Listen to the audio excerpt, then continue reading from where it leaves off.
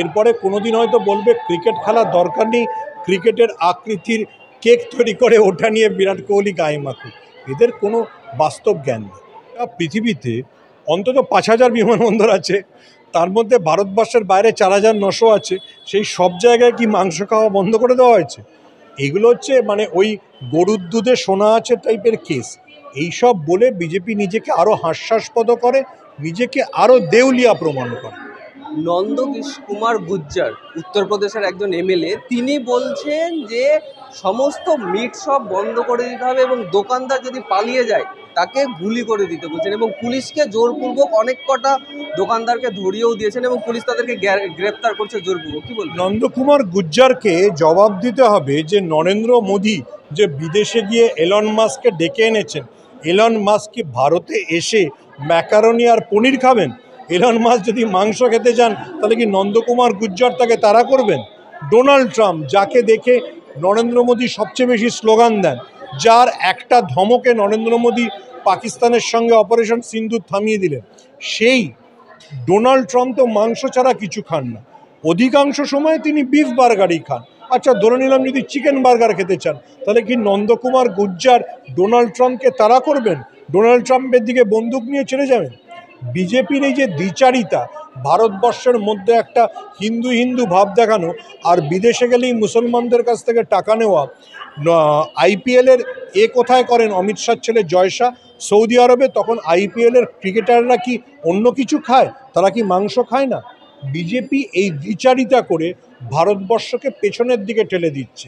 যদি উত্তরপ্রদেশে মাংসের দোকান খোলা না থাকে, উত্তরপ্রদেশে কেউ শিল্প স্থাপন করতে আসবে? যে মার্কিন শিল্পপতি বা ইউরোপের শিল্পপতি আসবেন, তিনি কি এসে পনির আর মাশরুম খাবেন না দোকলা খাবেন? তার যেটা খাদ্যাভ্যাস সেটাই তাকে খেতে দিতে হবে। এই যে বিজেপির কে কী পড়বে, কে কী খাবে সেই বিষয়ে নাক গলানো, সেটাই ভারতবর্ষের ক্ষতি করছে। এজন্যেই ভারতবর্ষে শিল্প আসছে না, এজন্যেই ভারতবর্ষের বেকারত্ব বা কর্মসংস্থানের হার গত 25 বছরের মধ্যে সর্বোচ্চ জায়গায় পৌঁছেছে। তিনি আরও বলছেন তেনার যে এলাকাটা লোনি এলাকা, সেখানে বিমানবন্দর আছে এবং বলছেন যে মিট শপের কারণে পাখি আসে এবং পাখি উড়ে গিয়ে বিমানে গিয়ে আটকে পড়ে গেলে বা দুর্ঘটনা ঘটতে পারে, সেই কারণে নাকি উনি এই সব মিট শপ বন্ধ হচ্ছে। অযৌক্তিক। গোটা পৃথিবীতে অন্তত 5,000 বিমানবন্দর আছে, তার মধ্যে ভারতবর্ষের বাইরে 4,900 আছে। সেই সব জায়গায় কি মাংস খাওয়া বন্ধ করে দেওয়া হয়েছে? এগুলো হচ্ছে মানে ওই গরুর দুধে সোনা আছে টাইপের কেস। এইসব বলে বিজেপি নিজেকে আরও হাস্যাস্পদ করে, নিজেকে আরও দেউলিয়া প্রমাণ করে, সেইটা বেশি সমস্যা।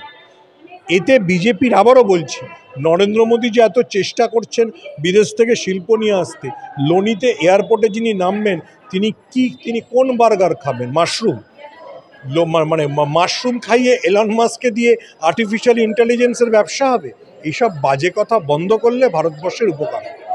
তিনি আরও বিজেপির যে স্বভাব, যে ধর্মের আক্রমণ, মুসলিম ধর্মকে আক্রমণ, তিনি আরও বলছেন যে সামনে বকরা ঈদ আছে এবং সেই কারণে যে সমস্ত পশু হত্যা হবে তাতে পরিবেশ দূষণ হবে, অন্য কোনো অনুষ্ঠানে বা ধার্মিক উৎসবে হয় না, এরকম ওনার কথাবার্তা। এবং বলছেন যে তার বদলে কেক, ছাগল আকৃতির কেক বা তার ছবি কেটে সেইভাবে উদযাপন করতে। এটা কি ইসলাম ধর্মের সম্পর্কে তার জ্ঞান নেই বলে এরকম মন্তব্য?